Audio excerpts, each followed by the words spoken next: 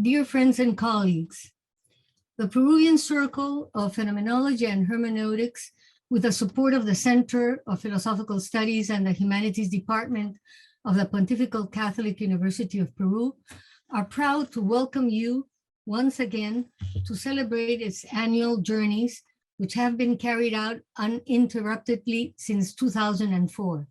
As I pointed out at the inauguration of our 16th meeting last year, our journeys in the past were small regional events, albeit always accompanied by distinguished scholars from Latin America, North America, and Europe as keynote speakers. Since 2020, the tragic COVID-19 pandemic had an unexpected positive outcome by forcing us to globalize. This year, we are pleased to count with 40 active participants in an intense 3-day program in order to discuss the current relevance of phenomenology and hermeneutics from different perspectives and on varied topics. This time, we have the privilege of including 7 keynote speakers from both traditions. Mariflor Aguilar from Mexico, Carlos Emilio Gende from Argentina, Sarah Heinemann from Finland, Hernán Inverso from Argentina, Dermot Moran from Ireland and the United States, Luis Neal from Argentina, and Javier San Martin from Spain, as well as the participation of 22 scholars from Spain, Austria, Germany, Bulgaria, United Arab Emirates, Mexico, and Argentina. As is well known, the phenomenological tradition commemorates 121 years of development since Husserl's 1900-1901 logical investigations, although phenomenology as a discipline called upon to unveil the subjective and sensible conditions of human experience is coined by Lambert in the 18th century. On the other hand, the hermeneutical tradition, whereby the origin goes back to the Kantian and Romantic philosopher Schleiermacher, is retrieved and renewed by Dilthey and the human sciences from the lived and historic experiences. The contribution of both traditions, interwoven for more than a century of fruitful development, extends to all thematic areas of sciences and cultures, way beyond the classical movements and authors of said traditions. Both refuse to be blinded by the tools and conquests of natural and formal sciences since modern times, which, unavoidable without doubt, require a more holistic and interwoven approach of the current and inherited complex diversity of philosophical, scientific, and cultural problems, and are thus more open to interdisciplinarity and dialogue. I remind you that those that follow this meeting transmitted by Facebook may formulate their questions or commentaries by writing. Those who follow it by Zoom may do so through the respective chat. To the conference participants that take part in English, we will appreciate you attempt to formulate them in that language if possible. I wish to express my gratitude to the Center of Philosophical Studies team, Mariana Chu, Eliana Mera, and Barbara Betocchi, to Yuri Santiago Guaman of our university's Information Technologies Unit, to Natalia Revilla for her graphical art, to my colleague Cecilia Monteagudo, and to our intelligent and multitask Vania Larcon for their invaluable support. I also thank all the conference participants and moderators, as well as to all the assistants that enrich our meeting. Welcome again, and let us begin. Ahora en castellano. Estimados colegas y amigos, el Círculo Peruano de Fenomenología y Hermenéutica, apoyado por el Centro de Estudios Filosóficos y Departamento de Humanidades de la Pontificia Universidad Católica del Perú, se enorgullece una vez más de darles la bienvenida para volver a celebrar sus jornadas anuales que se vienen celebrando desde el 2004 por 17 años ininterrumpidos. Como les señalaba en la inauguración del evento el año pasado, nuestras jornadas anteriormente eran pequeños eventos regionales, aunque siempre acompañados por insignes académicos de Latinoamérica, Norteamérica y Europa como conferencistas plenarios. Desde el 2020, la trágica pandemia del COVID-19 tuvo el resultado positivo inesperado de globalizarnos. Este año nos complace contar con 38 participantes activos, 40 participantes activos en un intenso programa de 3 días para discutir la actualidad de la fenomenología y la hermenéutica desde distintas perspectivas y abordando diversos temas. Para ello contamos con la generosidad de 7 renombrados investigadores en estas tradiciones hermanas, como conferencistas invitados: Mariflor Aguilar de México, Carlos Emilio Guende de Argentina, Sara Heinemann de Finlandia, Hernán Inverso de Argentina, Dermot Moran de Irlanda y los Estados Unidos, Luis Nil de Argentina y Javier San Martín de España, así como la participación de 22 académicos que nos acompañan desde España, Austria, Alemania, Bulgaria, Emiratos Árabes Unidos, México y Argentina. Como señala nuestra convocatoria, la tradición fenomenológica cumple 121 años de desarrollo desde la publicación de las investigaciones lógicas de Husserl en 1900-1901, aunque una disciplina llamada fenomenología, que desentrañaba las condiciones de la experiencia humana subjetiva y sensible, es acuñada por Lambert en el siglo XVIII. En cambio, la tradición hermenéutica, cuyo origen remonta al kantiano y romántico Schleiermacher, renace con Dilthey y la ciencia del espíritu desde la experiencia vivida e histórica. El aporte de ambas tradiciones, que se entreteje a lo largo de más de un siglo de un fructífero desarrollo, sin igual en la filosofía contemporánea, se extiende a todas las áreas temáticas de las ciencias y la cultura, más allá de los movimientos y autores clásicos de dichas tradiciones. Ambas no dejándose obnubilar por las herramientas y conquistas de las ciencias naturales y formales desde la modernidad, que sin duda son ineludibles, requieren de una aproximación más holística y entrelazada a la compleja diversidad de problemas filosóficos, científicos y culturales actuales y heredados, y se hallan más dispuestas a la interdisciplinariedad y el diálogo. Les recuerdo que a los que siguen el evento transmitido por el Facebook de CIFER y el CEF, que pueden formular sus preguntas o comentarios a los ponentes por escrito en los comentarios, y a los que lo siguen al evento por Zoom, por el chat del mismo. A los conferencistas que exponen en inglés, agradecemos que se les formule, si es posible, las preguntas en dicho idioma. Quiero expresar mi agradecimiento al equipo del CEF, a Mariana Chu, Eliana Mera, Bárbara Betoki, a Yuri Santiago Guamán de la Dirección de Tecnologías de la Información de la PUC, a Natalia Revilla por su arte gráfico, a mi colega Cecilia Monteagudo y a nuestra multitarea e inteligente Vania Alarcón por su apoyo invalorable en la realización de este evento. Agradezco asimismo a todos los ponentes, moderadores y asistentes a nuestras jornadas. Bienvenidos nuevamente, welcome again, y demos inicio al evento. Gracias.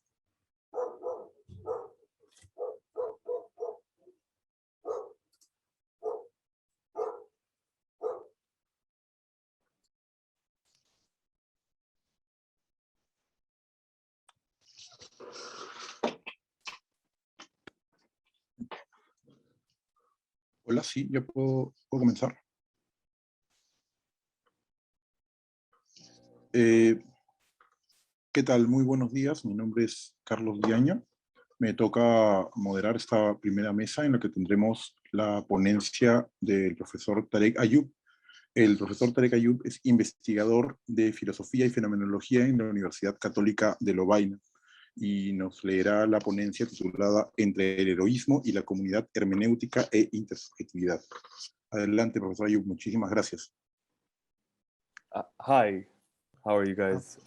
First of all, thank you for all the organizers of this course.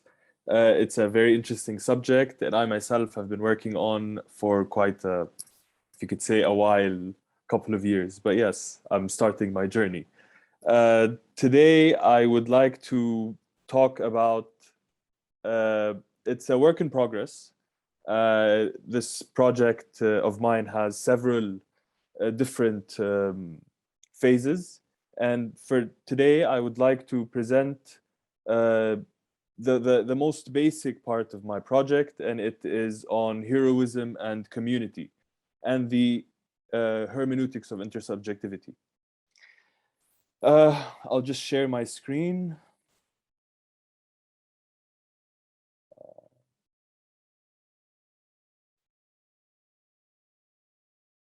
Can you guys see the screen?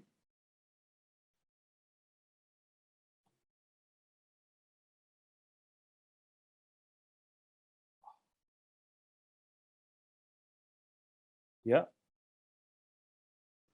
No, profesor, no se puede ver. Okay. 1 second, please.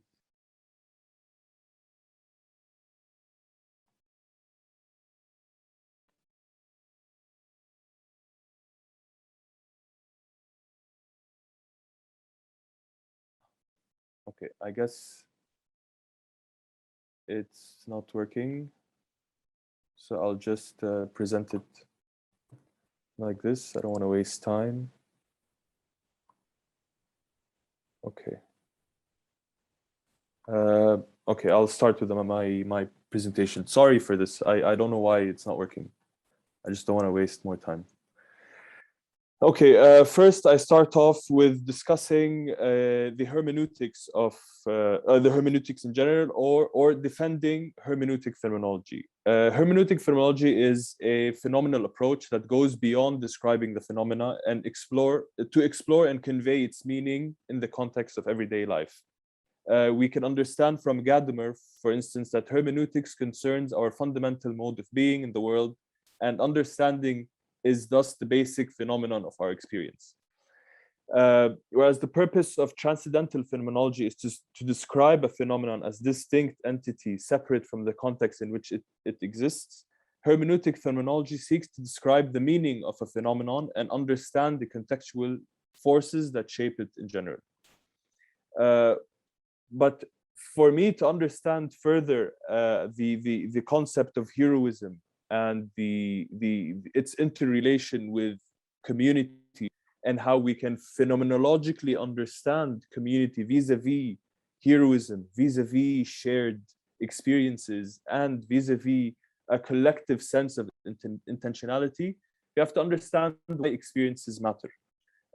Phenomenology studies structures of conscious experience as experience from the first person point of view, along with the relevant conditions of experience. The central structure of an experience is its intentionality and the way it is directed through its content or meaning toward a certain object in the world. Classical phenomenologists have two different ways to describe this. We can talk about Husserl and Merleau-Ponty's description of pure description of lived experiences, which I would think falls into the transcendental form of phenomenology. And we have the way we interpret a type of experience by relating it to relevant features of our lived context. And this in vain, this we can bring up Heidegger and how he, not him per se, but his school of thought initiated a hermeneutics of experience, an art of interpretation, especially through a social and linguistic context. But I want to go back to Husserl's conceptualization of intersubjective experience. According to Husserl, intersubjective experience plays a fundamental role in our constitution of both ourselves as objectively existing subjects and other experiencing subjects, and at the same time, the objective spatio-temporal world. From a first-person point of view, intersubjectivity comes in when we undergo acts of empathy. But I think that this transcendental view of intersubjectivity is quite limited, and I have two reasons for this. The objective spatio-temporal reality of a surrounding world, or Umwelt, accepted by myself and other ego subjects, is taken for granted, because mainly the first reason is because, or this conception of this objective spatio-temporal conception of the world is already within our general positing of this natural attitude. It is already part of the way we apprehend other ego subjects as fellow human beings. This is one. Two, our ability to communicate with one another and the fact that we are able to understand one another is also taken for granted.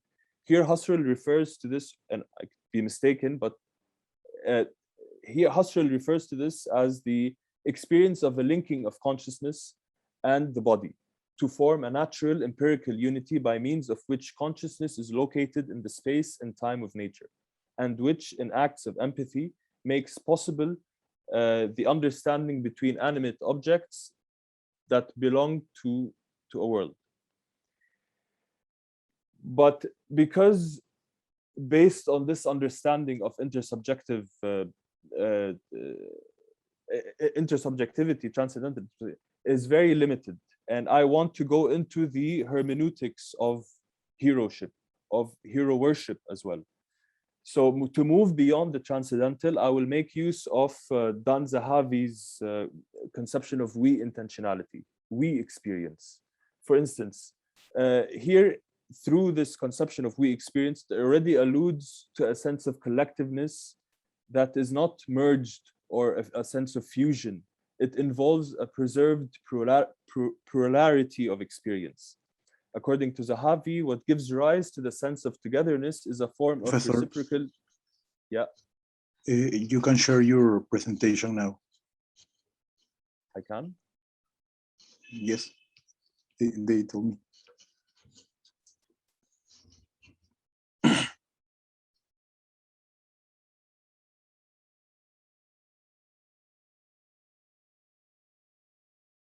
Is it working?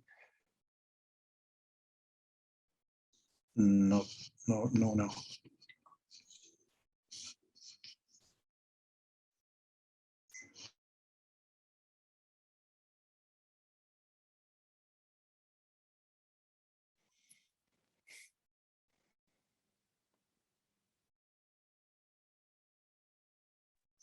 Sorry.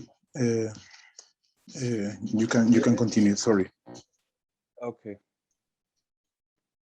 Sorry for this, guys. I don't know how to. I'm not a computer whiz. Okay, I'll just continue. So I was discussing the limitations of transcendental subjectivity, intersubjectivity, and moving into Dan Zahavi's conception of we intentionality or we experience. But to further understand this hermeneutics of we intentionality, Zahavi points out that a we experience is such that it isn't simply given to me as my experience, but as a shared conception of experiences.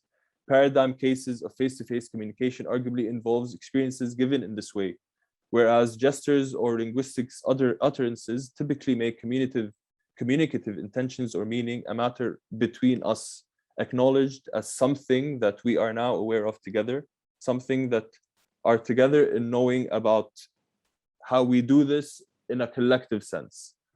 And to further understand this conception, he brings up, he labels it as experiences that are given as ours, that are not specifically shared by me and you, but that that are endowed upon us as a collective.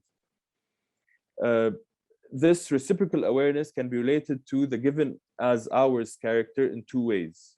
First, it allows us to represent the experience as our we experience. There's a fundamental sharing element in this. The second way in which reciprocal awareness can be related to is through the role it plays, not in explicating the content of the experience, but rather in transforming and sustaining the mode in which each of us is having that experience. This seems to be what Zahavi has in mind, even though he doesn't specifically use the term mode. The we is something that emerges out of a relationship between you and me, which involves nested levels of reciprocal awareness. The we is a label for a distinct way of being with the relating to other, and involves a first-person plural point of view that makes up this we perspective.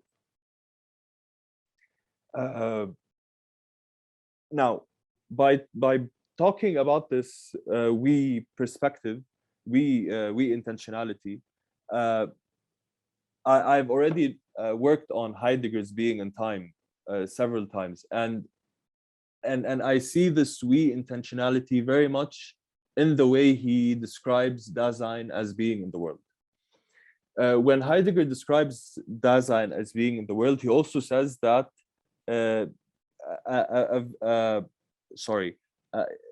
being in the world is as constitutive to Dasein as being with Mitsein.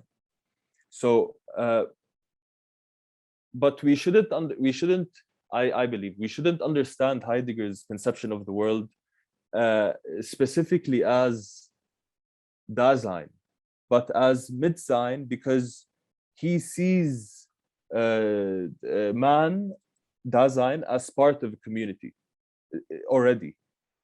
And to understand Heidegger's conception of Mit-Dasein, being there with, I think Scheller could illuminate this for us, because Scheller discusses the Gesamtperson and the social collective person. And when we understand what the Gesamtperson, which is a joint person, a joint collective person of a certain society or a certain community, then we further understand that Gesamtperson is a unified sense of individual world conceptions. It is also a shared perception of the world, and I'm discussing this Mit-Dasein because Heidegger brings up the hero at the end of Being in Time, and I believe that when he brings up this hero, and this I think he shares with Merleau-Ponty, I just wanted to check, and this he shares with Merleau-Ponty. I think they both agree on the fact that, and unlike Nietzsche's hero or Hegel's hero, Hegel's hero, for instance, is an individual who goes against his time. He forms a sort of wave that goes against the age's time. The Nietzschean hero is more likely the Übermensch, not someone that is interested in any temporal or spatial reality, but that always is seeking power. With Heidegger and Merleau-Ponty, I think what brings them together is their shared conception of how the hero should be always reading their present, not beyond their present, nor stuck in their past, nor even moving against their time, but one that is a part of this shared communal realization of the world, a shared understanding of the world, in which both Heidegger's Dasein, Mit-Dasein, and Merleau-Ponty's hero, both of which, and he says this, one second, I just want to find it. What is lacking, according to Merleau-Ponty, is living contact with the present as germinal origins of the future. Our only recourse lies in a reading of the present, which is as full and as faithful as possible, which does not prejudice its meaning, which even recognizes chaos and nonsense where they exist, but which does not refuse to discern a direction and an idea in events where they appear. This reading of the present is the central plank of Merleau-Ponty's proposed political hermeneutics. In the sense, it is not this hero worship, this hero that Merleau-Ponty brings up at the end of, I think it was Phenomenology of Perception, is not a philosophy of history, but a perception of historical phenomena that calls philosophies of history into question. And I think this is precisely why a hermeneutical approach towards phenomenology is necessary. But although I technically finished my presentation, I just want to go back to the link I have between death and community. Heidegger, in Being and Time, says death is something that is personally ours, that only I die. No one can die for me, and it is something that is unavoidable. But recently, I have been in touch with a great thinker, and he believes that through grief, through grief, we are able to share in the other's death. So this creates an intersubjective reality for grief. When we look at grief and death and community and communal living, even communal identities or communal shared experiences, we can always find links towards the other, but links that brings us back to the self, and death is one of them. Although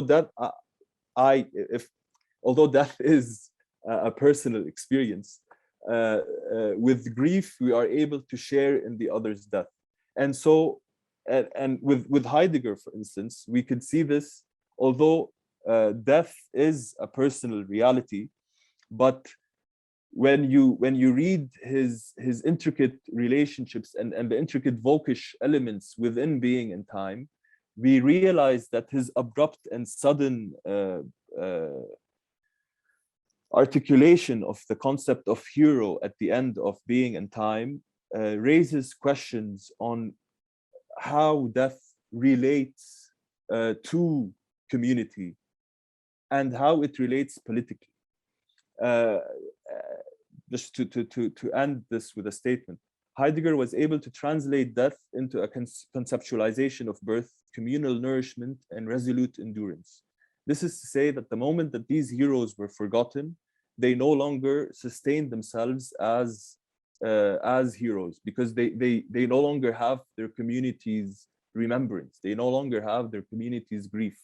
So the second that they are forgotten, they're no longer heroes. In this quasi-trance type of induced ritual, where the dead are embellished and death is domesticated, Heidegger is said to have mobilized the dead and assigned them to some political activity. I will end abruptly as well. And this is me for now. Thank you. And I apologize about the sharing of the screen. Thank you for your presentation, Professor. Sorry again. Bien, continuando con las presentaciones de hoy, tenemos a Erika Whitney. Ella es estudiante de la Albert Ludwig Universität de Friburgo y su ponencia se titula El juego, un concepto ambiguo de la hermenéutica gadameriana. Muchísimas gracias, Erika. Hola a todas y todos. Primero, gracias a ustedes por permitirme participar de este encuentro. Como estudiante, digo, hay mucha gente muy renombrada, así que espero que la discusión esté interesante. Voy a hablar, preparé un PowerPoint. Vania o Santiago, si me ayudan a compartir. Ya tuve problemas antes para mostrar la pantalla, así que les envío por mail. Bárbaro. Eso. Bueno, es como ya dijo Carlos, estoy haciendo el doctorado sobre Gadamer y mi tema es el concepto de verdad en la hermenéutica de Gadamer, y esto que voy a presentar, o que me gustaría comentar, es parte de alguna de las inquietudes de este trayecto, o sea que no hay conclusiones, sino que más bien compartir algunas inquietudes. Como dice el título, es el concepto de juego en Gadamer, un concepto ambiguo. Esto responde a una inquietud que por ahí no me quedaba un poco clara. Podemos pasar a la siguiente. Con respecto a lo que Gadamer dice, que a veces parece, al menos a mí me da la impresión que a veces no es muy, como que no hay una definición o del concepto de juego. Siguiente, ¿cómo se dice? La próxima, gracias. Entonces, mi presentación es muy breve, tiene, como dice acá, 4 partes. Es una presentación de lo que me parece a mí, o me parecía al principio problemático. En la segunda parte me gustaría ver, digamos, lo que Gadamer dice sobre el concepto de juego en verdad y método. En la tercera parte, lo que Gadamer dice en la actualidad de lo bello. Y hacia el final me gustaría, bueno, decir por qué en realidad me parece que no es un concepto ambiguo ni es algo que no esté claro en Gadamer. Siguiente. La próxima. Bien. Ahora voy a leer cuatro citas donde Gadamer hace alusión al concepto de juego. Esto es de Verdad y Método. Apenas comienza, Gadamer introduce el concepto de juego en Verdad y Método en la primera parte, cuando va a hablar de la obra de arte. Luego de bueno, exponer la crítica a la conciencia estética, comienza con el juego, porque bueno, va a ser el hilo conductor de esta primera parte. Y dice, para ello tomaremos como primer punto de partida un concepto que ha desempeñado un papel de la mayor importancia en la estética, el concepto del juego. Sin embargo, nos interesa liberar a este concepto de la significación subjetiva que presenta en Kant y en Schiller, y que domina toda la nueva estética y antropología. Siguiente. Esta cita es del prólogo a la segunda edición de Verdad y Método, o sea, 5 años después, dice. Y Gadamer dice, tengo que destacar, pues, que mis análisis del juego o del lenguaje están pensados como puramente fenomenológicos. El juego no se agota en la conciencia del jugador, y en esta medida es algo más que un comportamiento subjetivo. El lenguaje tampoco se agota en la conciencia del hablante, y es en esto también más que un comportamiento subjetivo. A mí lo que me llamaba la atención, y que tuve la oportunidad de participar el año pasado en algunos de estos encuentros que se dan, bueno, gracias a la pandemia online, donde Gadamer dice que el concepto de juego tiene un trasfondo fenomenológico, pero no queda claro cuál serían, digamos, esos presupuestos, o escuché, digamos, como críticas, pero bueno, ¿qué entiende Gadamer por juego? O sea, ¿cuáles son esos presupuestos fenomenológicos? Siguiente. Siguiente. Esta cita es del texto que aparece en español en el tomo 2 de Verdad y Método, entre fenomenología y dialéctica, intento de una autocrítica, del 85. No queda suficientemente claro cómo armonizan los dos proyectos fundamentales que contraponen la noción de juego a la mentalidad subjetivista de la época moderna. Ahí hay un error, perdón. Está por una parte la orientación en el juego del arte, y por otra la fundamentación del lenguaje en el diálogo, abordando el juego del lenguaje. Esto plantea la otra cuestión decisiva del esclarecimiento por mi parte de la dimensión hermenéutica como un más allá de la autoconciencia, es decir, la conservación y no supresión de la alteridad del otro en el acto comprensivo. Fin de la cita. Siguiente y última de esta primera parte, digamos, donde quería mostrar. Siguiente, por favor. Gracias, Vania. Esta cita es de la actualidad de lo bello, que es o sea, Gadamer da esta lección en el 74, aparece publicada en el 77 y en español en el 91. Quisiera exponer esto con toda brevedad, en una consideración introductoria, a fin de que conozcamos el motivo de que, en el avance de nuestras reflexiones, tengamos que volver a cuestionar la evidencia del concepto dominante de arte, y de que tengamos que poner de manifiesto los fundamentos antropológicos sobre los que descansa el fenómeno del arte, y desde los cuales podremos alcanzar una nueva legitimación. Fin de la cita.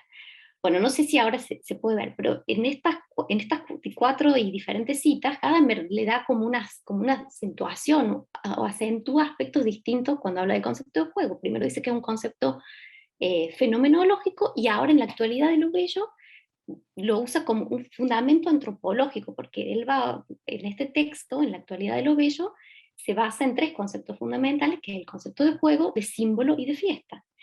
Entonces, si en la primera parte dice que va a retomar el concepto de juego para liberarlo de las connotaciones antropológicas, y ahora en este texto posterior a Verdad y Método habla de los fundamentos antropológicos, a mí al principio me hacía ruido. Claro, la pregunta es, ¿en qué sentido habla Gadamer de antropología acá? Pero bueno, a mí no es este el tema que me interesa, no me interesa ver si es posible pensar una antropología desde Gadamer, sino era esclarecer esto que al principio a mí me hacía ruido. Siguiente. Bien. Esta parte me voy a referir ahora, digamos, cómo me parece que Gadamer entiende el concepto de juego en Verdad y Método, y la definición del concepto de juego es esto, es el vaivén del movimiento lúdico, que bueno, en alemán lo escribe así, lo dice así. Y acá hay dos citas, porque me parece que también es lo que describe al concepto de juego. Me parece, antes de que Gadamer pase a hablar del juego en el arte, hace esta introducción, y me parece que, bueno, esto es importante. Leo: las reglas e instrucciones que prescriben el cumplimiento del espacio lúdico constituyen la esencia de un juego. El espacio del juego en el que el juego se desarrolla es medido por el juego mismo desde dentro, y se delimita mucho más por el orden que determina el movimiento del juego que por aquello con lo que éste choca, esto es, por los límites del espacio libre que limitan desde fuera el movimiento. Bueno, esta cita me parece sobre todo importante con respecto al concepto de participación, que en Gadamer es muy importante. Siguiente. Cuando hablamos del juego en el contexto de la experiencia del arte, no nos referimos con él al comportamiento ni al estado de ánimo del que crea o del que disfruta, y menos aún a la libertad de una subjetividad que se activa a sí misma en el juego, sino al modo de ser de la propia obra de arte. En esta segunda parte, o sea, la cita tiene que ver con el juego en el arte, que para Gadamer es la culminación del concepto de juego. Y acá, bueno, me parece esto importante, ¿no? Esta distancia, el concepto de juego, Gadamer lo introduce para tomar distancia ¿cómo decirlo? Sí, del comportamiento subjetivista que tiene la estética anterior, sobre todo en Kant y Schiller. Siguiente. Bueno, leo estas breves para pasar a lo que en realidad quiero decir, pero me parecen importantes. El juego solo cumple el objetivo que le es propio cuando el jugador se abandona del todo al juego. El modo de ser del juego no permite que el jugador se comporte respecto a él como respecto a un objeto, y sin embargo, en el comportamiento lúdico no se produce una simple desaparición de todas las referencias finales que determinan la existencia activa y preocupada, sino que en ellas quedan de algún modo muy particular en suspenso. En estas dos citas, por ejemplo, me parece súper importante que aparece ya hay señal de una tensión. Por un lado, este requerimiento o este requisito que Gadamer plantea, esta disposición al juego. Para jugar, o que tiene que ver también con la seriedad del juego, para jugar hay que estar dispuesto a jugar, que es lo que él después habla del ser jugado. Sin embargo, este abandonarse al juego, si bien significa una puesta en suspenso de un aspecto subjetivo, digamos, de este comportamiento más inmediato, esta atención a la vida cotidiana, hay una reflexión en el juego. El tema es, o sea, hay una puesta en suspenso del comportamiento práctico o abocado, digamos, como no sé cómo decirlo, a la vida cotidiana, porque él habla de un comportamiento libre de fines, un zweckfrei Verhalten. Sin embargo, hay una racionalidad en juego, digamos, en este abandono al juego.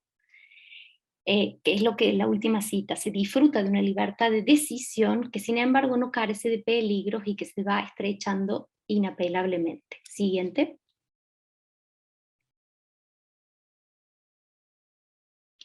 Bueno, ahora a mí que me parece que esto, con respecto al concepto de juego, hay varias cosas, digamos, que también servirían tener en cuenta para entender un poco más. Me parece que, por un lado, hay que aclarar o cómo entendemos el concepto de Verstehen en Gadamer, porque en la primera parte, Gadamer habla sobre todo, o acentúa este carácter, a partir del concepto de juego, del carácter de acontecimiento, ¿no? El concepto de juego es lo que determina el modo de ser de la obra de arte. Y hay una acentuación de este acontecer de la obra de arte, y aparece como el comprender como un Geschehen. Sin embargo, en la segunda parte de Verdad y Método, Gadamer habla del comprender como una Leistung, es decir, como algo que hace el intérprete. Entonces, hay una tensión ahí, digamos. Por un lado, en la primera parte se acentúa este carácter de acontecimiento, de comprender, mientras que en la segunda parte habla de Leistung. Y me parece que tiene que ver con a mí me parece, no sé, por ahí después estaría bueno conversar luego en la parte de las preguntas, que tiene que ver con que hay dos modos de entender el concepto de comprensión, y que uno sería el comprender en sentido estricto, que es lo que Gadamer describe en la segunda parte de Verdad y Método, cuando habla habla de la anticipación del comprender y el comprender como una exigencia de la hermenéutica, mientras que el comprender en sentido amplio tiene que ver con el concepto de experiencia hermenéutica, es decir, ¿qué significa experiencia en Gadamer? Porque no es la experiencia en primera persona de la fenomenología, ni es la experiencia en tercera persona de la experiencia teórica. Entonces, lo que define la experiencia hermenéutica tiene que ver con esta voz pasiva, que es lo que describe el concepto de juego, es esta actitud entre pasivo y activo. Y de ahí la tensión que a mí me parece que se da en el concepto de Verstehen, entre Geschehen y Leistung. Y por eso me parece que el concepto de juego como hilo conductor, que aparece en esta primera parte describiendo el modo de ser de la obra de arte, es lo que en la segunda parte podríamos bien interpretarlo como el concepto de Überlieferung, de tradición, mientras que en la tercera parte el concepto de juego está íntimamente ligado al concepto de Sprache, del lenguaje, porque se refiere a esa apertura, a esa apertura de sentido. Lo digo así, después lo podemos decir mejor, pero creo que el concepto de juego tiene en las tres partes de Verdad y Método, se puede entender ¿cómo lo digo? O hace referencia a eso otro, a lo otro, a la alteridad del comprender. Siguiente. Bueno, esto muy rapidito, pero a mí me parece que, como si pensamos en Verdad y Método, en la estructura de Verdad y Método, tenemos que en la primera parte aparece el arte como el modelo de la verdad. En la segunda parte aparece el texto como el modelo de la interpretación, y en la tercera parte el diálogo como modelo de la comprensión hermenéutica. Siguiente. Y esto, no sé si va quedando claro, si no podemos hablar un poco mejor, pero a mí lo que me parece de nuevo en relación a esto para entender el concepto de juego hay que entender el concepto de Verstehen y el de experiencia en Gadamer, me parece que el concepto de experiencia hermenéutica tiene en cuenta esto, el concepto de arte, que es una descripción del objeto hermenéutico, y Gadamer habla de un hacer de la cosa, de Tun de Asage, mientras que el comprender en sentido estricto sería Verstehen como Leistung y como Fähigkeit, y el lenguaje como el medio de esta experiencia hermenéutica. A mí me parece que entiendo que el concepto de juego se está refiriendo como Spielraum a todo a la experiencia hermenéutica que tiene en cuenta el objeto hermenéutico y al comprender. Y que sería, o sea, yo como lo entiendo cuando Gadamer dice que tiene una base fenomenológica, me parece que habría que entenderlo quizás en este sentido, que es como una descripción del comprender, así digamos, como el comprender en sentido amplio. Siguiente. Ahora me voy a referir brevemente voy a mencionar a leer 3 citas del texto La actualidad de lo bello, para ver que, digamos, la pregunta o lo que da pie a mi inquietud en realidad no es tal, sino que, bueno, que había que leer un poco más, como más detenidamente a Gadamer. ¿Qué es lo que cambia en este texto? Que Gadamer está discutiendo o está pensando o está confrontándose a la pregunta de Hegel por el fin del arte. Entonces hay otro motivo que motiva el texto, y leo. Pero a la vista del uso experimental del arte de nuestros días, ¿cómo vamos a servirnos de los medios de la estética clásica? Obviamente para ello hace falta retroceder hasta experiencias humanas más fundamentales. ¿Cuál es la base antropológica de nuestra experiencia del arte? Esta pregunta tiene que desarrollarse en los conceptos de juego, símbolo y fiesta. Siguiente. Esta cita es porque Gadamer expone, entonces, en la primera parte dice que lo que él cree que, o sea, que Hegel no está de acuerdo con que haya un fin del arte, y lo que hace es pensar la simultaneidad del arte. Este aspecto de la simultaneidad del arte ya aparece abordado en la primera parte de Verdad y Método, cuando Gadamer aborda el concepto de lo clásico, porque el concepto de lo clásico, que es lo que lo que perdura, que es, digamos, un criterio.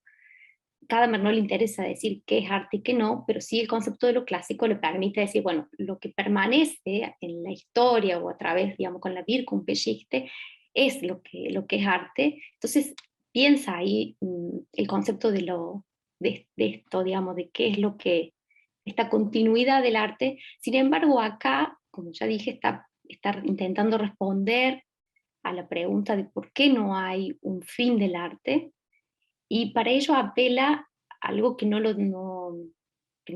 aparece así en Verdad y Método. Me parece que tiene que ver con que el arte es, o tiene la capacidad de retener lo efímero. Y este retener lo efímero, Gadamer lo relaciona con la cuestión de la finitud del ser humano, y en esta cita que traigo acá es donde él da a entender qué está entendiendo por antropología, aunque no es más amplio y no da mucho más información, pero leo.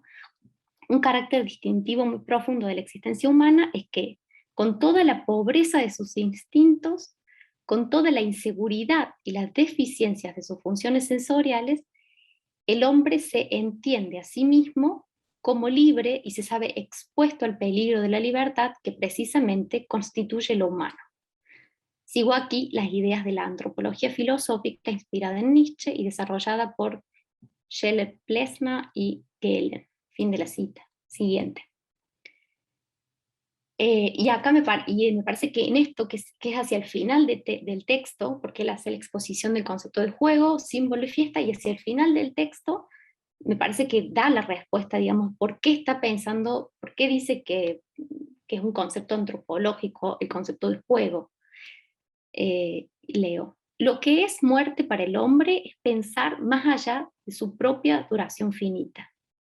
El entierro y el culto de los muertos, toda la suntuosidad del arte funerario y las ceremonias de la consagración, todo ello es retener lo efímero y lo fugitivo de una nueva permanencia propia.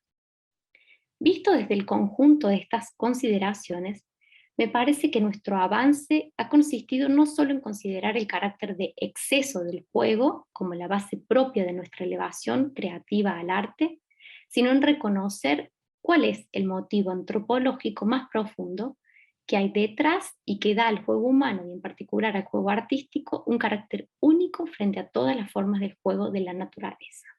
2 puntos, otorga la permanencia. Fin de la cita.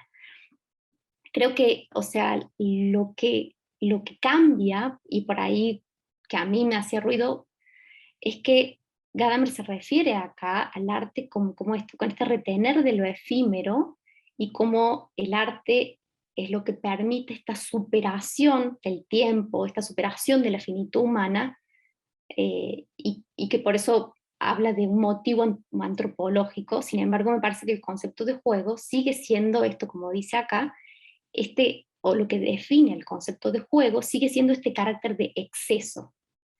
Este carácter de exceso me parece que tiene que ver con lo que decía al principio, o sea, en la parte anterior, con respecto a que se refiere no solamente al comprender en sentido estricto, sino al comprender en un sentido amplio, es decir, al concepto de experiencia hermenéutica. Y esto abro paréntesis muy, muy rápido, sino que me pareció muy curioso que justo estos días leí en el diario un artículo sobre cómo la pandemia y cómo nos ha hecho cambiar la percepción de la muerte, esto de no poder despedir a los muertos. Bueno, justo cuando preparaba esta mañana este artículo, me parecía súper interesante la cita esta de Gadamer, ¿no? Esto del arte funerario. Bueno, cierro paréntesis, después lo vamos a discutir, pero me parecía muy interesante. Siguiente. Y esto ya a modo de fin, ya podemos discutir. Bueno, leo esta cita, o sea, lo que dice que es que el concepto de juego describe el modo de ser de la obra de arte, y esto me parecía súper interesante de esta cita, es que el concepto de juego en Gadamer no define ni se refiere a la Befindlichkeit ni a la Fähigkeit de un sujeto. Por eso este carácter de exceso del juego. Y a mí, o sea, a modo de cierre, o sea, un momento por ahora, el concepto de juego como exceso en tanto que sobrepasa al jugador, da indicios para pensar el concepto de razón, concepto que tiene mayor alcance que el concepto de conciencia en la hermenéutica filosófica de Gadamer. A mí me parece que o sea, hay una distinción entre el concepto de razón o de racionalidad y el concepto de conciencia en Gadamer. Y si bien él sigue hablando y no abandona, él habla de una conciencia hermenéutica, creo que la conciencia hermenéutica se refiere a esta exigencia del intérprete y del hermeneuta, mientras que la racionalidad es un concepto mucho más amplio que tiene que ver con, bueno, con la lectura que Gadamer y qué es lo que él considera que podemos aprender de los griegos todavía. Pero bueno, eso es todo de mi parte. Gracias. Muchísimas gracias, Erika, por tu ponencia. Bien, quedan igual unos minutos para ajustarse al programa, pero podemos iniciar, si desean, la discusión desde ya. Yo espero que me manden las preguntas para poder hacérselas a los ponentes, o tal vez alguno de los que está aquí conectado pudiera iniciar la rueda de preguntas.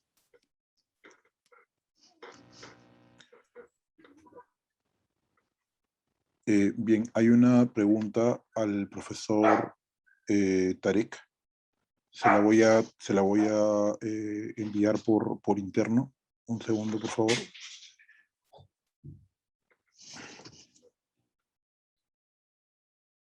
Aquí, y un segundo, por favor. Que tengo problemas para leerla porque está muy chiquitito aquí en el... Un segundo, please. Igual ya se la envía al profesor por interno y la voy a compartir igual con todos aquí en la reunión para que se pueda ver. Yo tengo un problema para leer tan pequeño, perdón. A ver.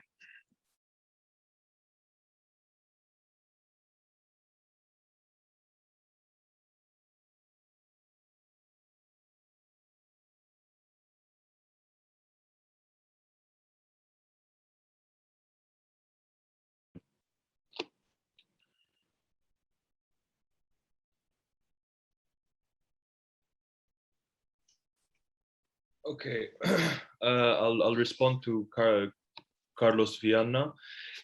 My intention in this project is to actually move beyond the transcendental and towards the hermeneutical, because I believe that the transcendental is very limited. And yes, I think that martyrdom, heroism, and death do have constitutive functions. their constitutive functions plays a role in their ability to bring together a sort of shared intentionality, a we communal intentionality that is further empowered and strengthened based on communal rituals, based on many other details. For instance, I'll give you an example. With Shia Islam, every year they commemorate their hero, Imam Hussein. They commemorate him with a 10-day ritual called Ashura, and through their ability to recreate their hero's death, their hero's sacrifice, and their hero's martyrdom, their communal communal relationship between each individual becomes a shared identity. Not only experience, but it plays a role in the way they identify themselves as specifically part of a certain community with certain rituals and of course a shared worldview. Yeah.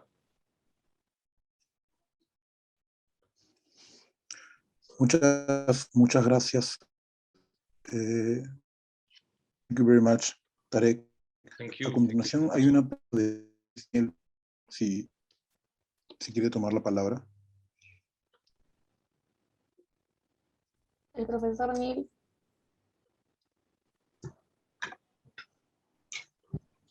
Ahora sí. Muchas gracias, Carlos. A ti. Muchas gracias. ¿Se me escucha bien? Sí, está bien. Perfecto. Sí, mi pregunta, I'm sorry, I forgot that was in English. It is also directed to Tarek's presentation. Thank you so much for your presentation. First of all, I have to confess that I am more Husserlian and therefore more transcendental than hermeneutic. And I have my doubts regards the possibility of overcoming a transcendental perspective by means of an hermeneutic perspective. Back to my question.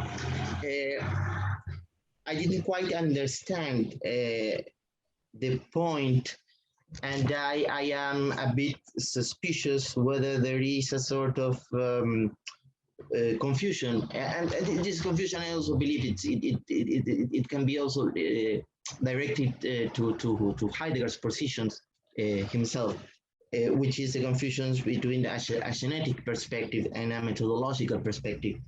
Because first of all, on the one hand, you mentioned the idea that there is a first-person perspective, which is, as far as I understand phenomenology, it is an essential feature of phenomenology. And you also mentioned that there is also a we intentionality, a we experience, a we perspective, and so on, which I didn't quite understand, because either you understand this from a genetic perspective, which I believe it was perfectly done by Husserl on these intersubjective volumes. I mean, on all these manuscripts, this idea that we are genetically constituted by others and we are related by others and we are actually transcendental persons who live in an intersubjective community. And in that sense, I don't see many advances as regards Heidegger's concept of Mitsein. Or the question is whether there is a sort of priority of this we perspective regarding the first person perspective, which I believe from a transcendental perspective, it is always prior. It always come before any perspective based on this first person standpoint as regard as, let's assume, the now so-called second person perspective. In that sense, in order to summarize, my question would be, how would you explain this relation or tension between the genetic account of, or I mean, the genetic consciousness that we are constituted in an intersubjective way, but the methodologically priority of the first person perspective. Okay, so let me just make sure I get your question properly. You are asking whether or how the genetical approach to the we experience plays a role through the first person perspective. No. Not quite.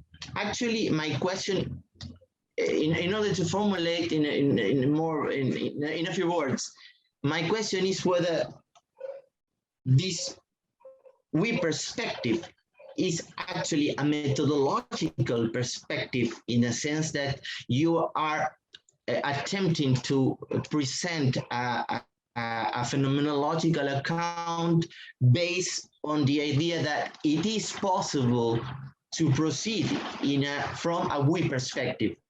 Yes, basically moving beyond the mere fact that we are actually, from a genetical perspective, constituted in an intersubjective way. Yes, I am definitely moving from that point of view, but I think the transcendental reality of the we experience blocks our ability to further understand these experiences based on not based in a universal realization of we experience, but a specific communal a communal understanding of we experience. Yeah.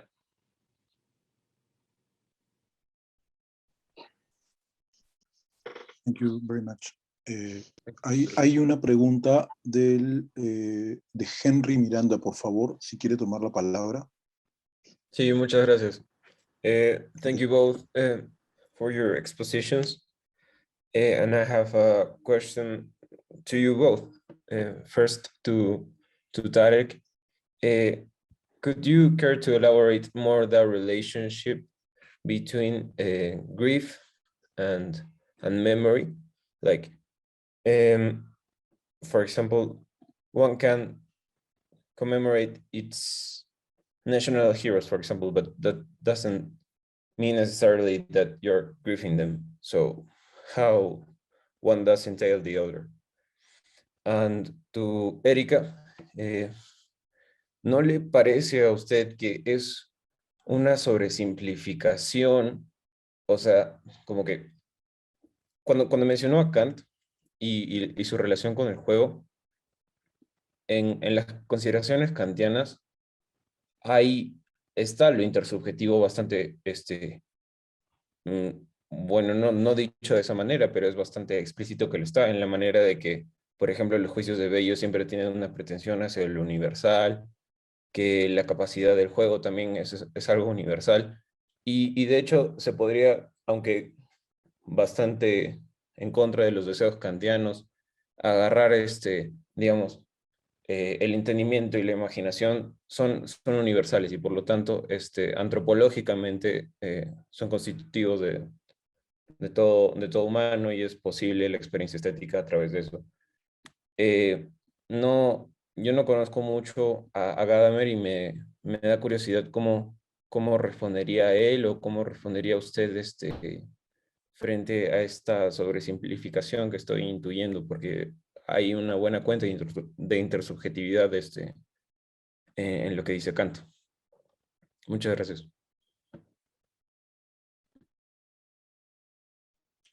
Bien, puede responder en el orden que deseen. Maybe Professor Tarek can begin. Yeah, sure. To talk about grief and memory, and how you said that you could commemorate your national heroes without grieving them.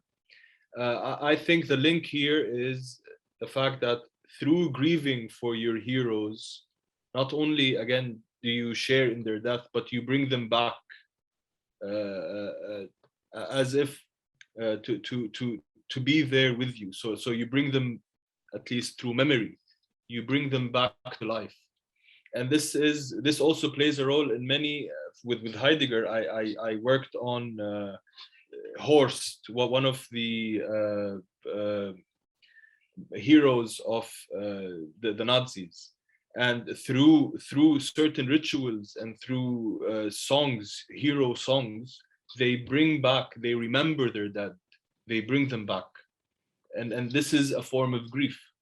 With the Shias and their commemoration of their Imam hero, they also commemorate him, they grieve for him, even if it happened 2,000-3,000 years ago. They still grieve for him and they bring him back to life. That's yeah. Gracias por la pregunta. No sé el nombre de Henry. Gracias por preguntar. Sí, yo lo dije muy rápido. En realidad como que no me detuve. Gadamer lo que hace es lo que critica es hay una distinción entre cognitio rationalis, cognitio sensitiva, y él lo que habla es de una cognitio imaginativa, y lo que le critica a Kant es que no, o sea, como que el juicio es que el juicio estético no sería un juicio de conocimiento. Para Gadamer, la experiencia de la obra de arte es una experiencia que tiene conocimiento y que tiene verdad. Entonces busca correrse de eso, y por eso apela a la fenomenología para superar, digamos, la subjetividad de la conciencia estética, porque considera que si bien después él como lo digo, no es que se contradice, sino que dice que no era su intención criticar a Kant con respecto al juicio estético, sino que lo que dice es que con Kant se inicia este subjetivismo que va a condenar a todo lo que no sea conocimiento racional o conocimiento a través de lo conceptual.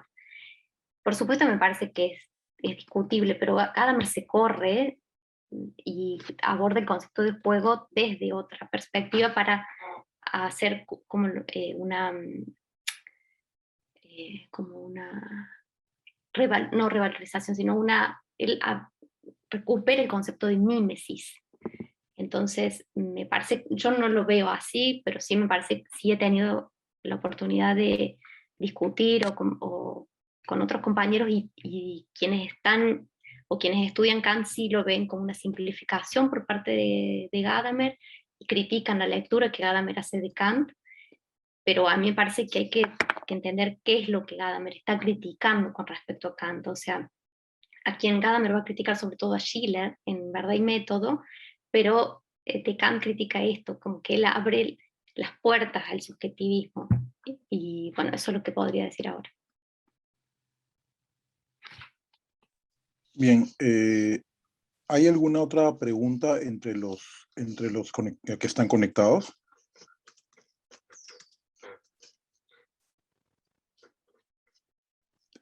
Yo quisiera aprovechar para hacer una pregunta muy puntual, y no quisiera salirme demasiado del tema, pero me da mucha curiosidad el estudio del juego que hace Erika en Gadamer, y no sé si pudiera, espero no excederme, si pudiera decirme qué podríamos decir de, por ejemplo, el rol de la empatía en el juego. ¿Qué diría en este caso Gadamer? Es un interés personal por el tema, pero bueno, no he leído demasiado a Gadamer, y quisiera saber si tú tienes algún alcance específicamente en la dinámica del juego.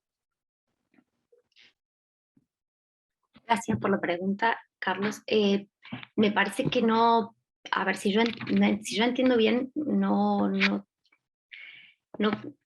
tendría, o no sé cómo decirlo, me parece que cuando Gadamer habla del concepto de juego, no está pensando en el comportamiento, como decía en una de las citas al principio, no está pensando ni en el comportamiento del espectador, ni en el comportamiento del creador. Por eso lo que caracteriza el concepto de juego es este carácter de exceso, que tiene que ver con, que incluye, aunque en realidad ahora que lo voy diciendo, voy pensando con respecto a la primera cita, que tiene que ver con esto que va más allá de la autoconciencia, porque incluye la alteridad.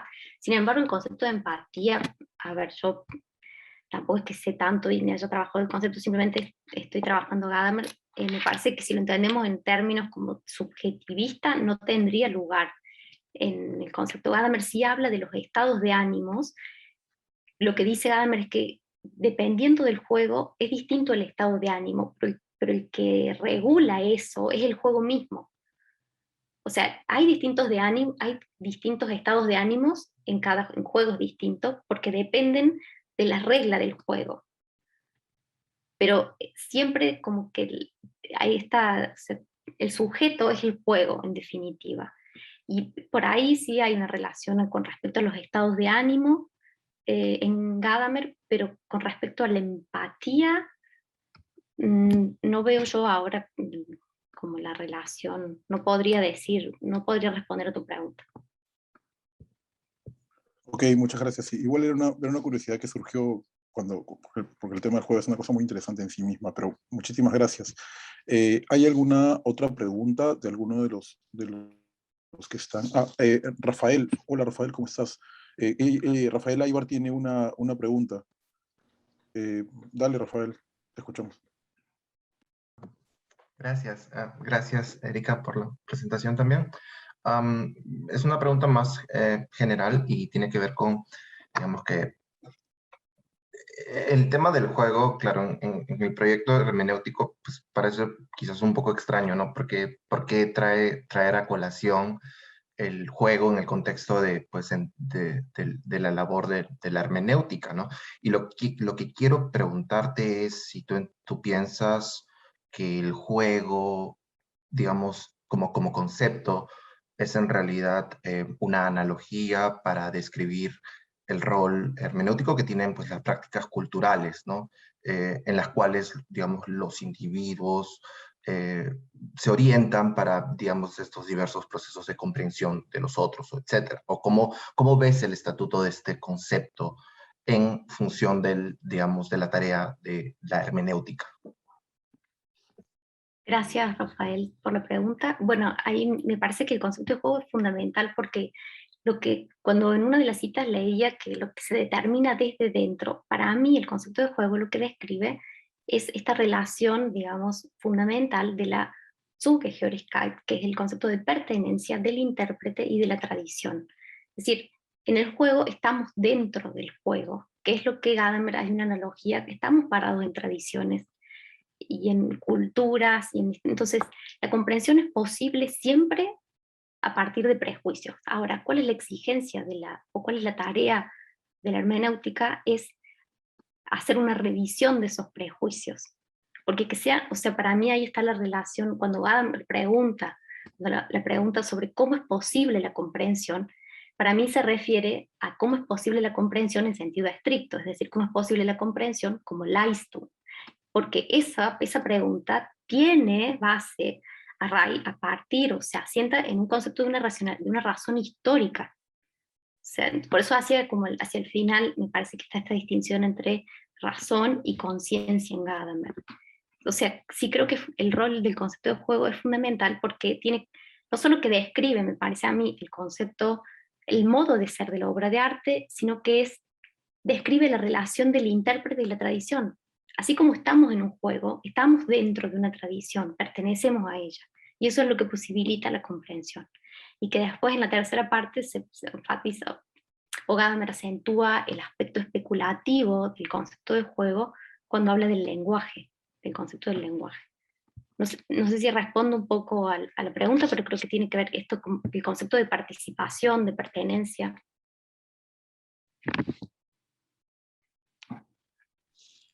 Muchas gracias, Erika. Me parece que Rafael ha hecho un gesto con la mano diciendo que sí.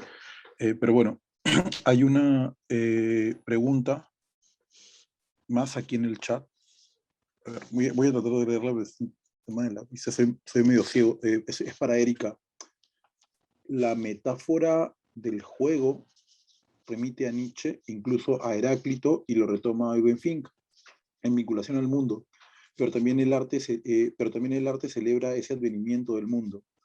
Gadamer refiere a ellos en algún momento.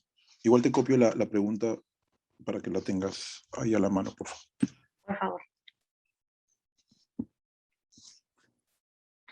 aquí está.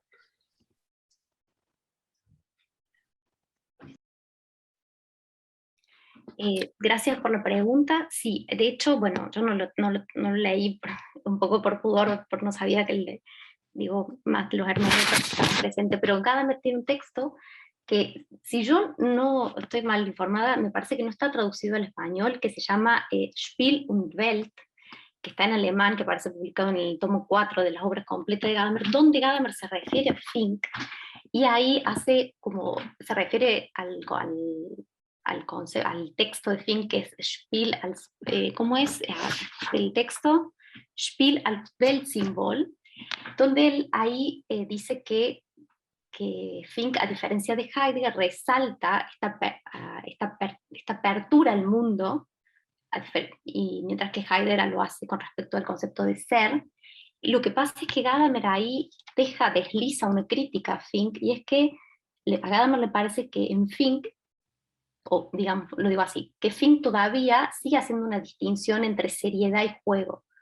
Por eso para Gadamer es tan importante el concepto de seriedad. Según Gadamer, Fink considera que en el juego no hay seriedad, mientras que Gadamer ve que lo que define el juego es la seriedad, por eso esta disposición o este abandono al juego. Entonces, bueno, en este texto Gadamer se refiere, ¿qué dice?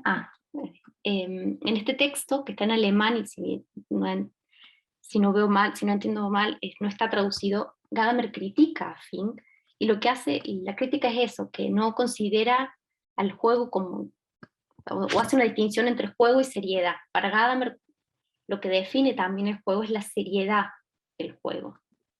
Porque si no, lo que sucede es que hay como bueno, porque juego no es real. Y entonces ahí aparece como que es también lo que está criticando de la tradición estética, que no porque sea arte es menos real. Bueno, no sé si estoy respondiendo a la pregunta. Muchas gracias, Erika. Hay una mano levantada de Mariana Chu. Hola, Mariana, ¿cómo estás? Hola, ¿qué tal, Carlos? Gracias a los dos ponentes por su intervención. Mi pregunta es una idea simplemente. Cuando te he escuchado, Erika, responder la pregunta anterior, perdón, donde retomaste la idea de juego, me ha parecido, no sé si es una deformación husserliana, pero me ha parecido que se ha traslucido el a priori de la correlación intencional, ¿no? Con esto del exceso, el otro, no sé, es solo una idea. Gracias, Mariana. Bueno, yo por ahí soy como un poco tímida. Me parece que en realidad no lo logro yo hacer todavía muy claro, pero me parece que ahí está lo que cuando Gadamer dice que el concepto de juego es un concepto fenomenológico, está todo esto, porque como te digo, no me animo por ahí todavía como o hacer estas tesis, pero me parece que sí, que es esto. Esta idea de el concepto de pertenencia, el juego, el concepto de juego no solo describe la apertura de sentido, sino que es donde estamos parados, que es la tradición. Por eso, cuando Gadamer dice que el concepto de juego es el hilo conductor y es el hilo ontológico, sin embargo lo menciona en la primera parte, y después parece que en la segunda se desdibuja un poco, porque habla de tradición y de Überlieferung, no queda, o al menos a mí cuando lo leía me costaba seguirlo un poco a Gadamer, pero me parece que está eso que vos estás diciendo de fondo, y que eso sería el trasfondo fenomenológico del concepto de juego. Por eso me parece que no, tendrían o habría que ser más cuidadoso cuando leemos a Gadamer y no criticarlo así, decir, bueno, no, no hay, o sea, no, ¿cuál es lo fenomenológico? Lo que pasa es que me parece que Gadamer también tiene una escritura como que presupone siempre tantas cosas, o por ahí presupone mucho y hay que ir explicitando. Pero creo que lo que vos estás diciendo, yo estoy de acuerdo. Yo estoy de acuerdo, no creo. Bien, Gracias. bueno, gracias a Erika y a Tarek, y a todos los que han hecho sus preguntas, y también a ustedes por las respuestas. Estamos justo en hora para terminar esta primera mesa. Gracias también a todos los que han asistido, y vamos a tener un receso hasta las 10:40, que comienza la mesa número 2.